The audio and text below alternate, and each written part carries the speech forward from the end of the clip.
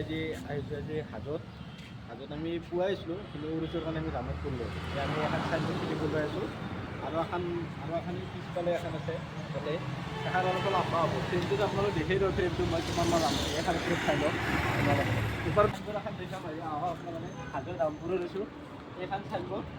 মানে নতুনকৈ ট্ৰেক্টৰৰ ডিলাৰ এখন হৈছে ইয়াতে এইখন চাইনবোৰ্ড আমি ফিটিং কৰিব আহিছোঁ সকলোৱে চাই লওক আৰু আমাৰ চাইনবোৰ্ডখন ফিটিং কৰাত কেনেকৈ হৈছে আপোনালোকে কমেণ্ট ছেকশ্যনত ক'ব এইখন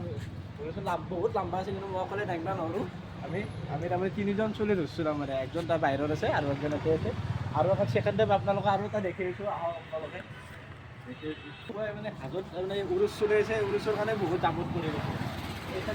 এইখন বনাইছোঁ এইখন অলপ সৰু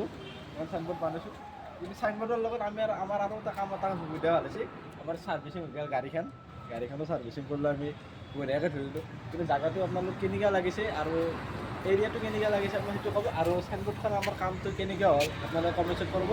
আৰু মোৰ ফোন নম্বৰটো লওক 6001016071 এইটো মোৰ ফোন নম্বৰ ধন্যবাদ।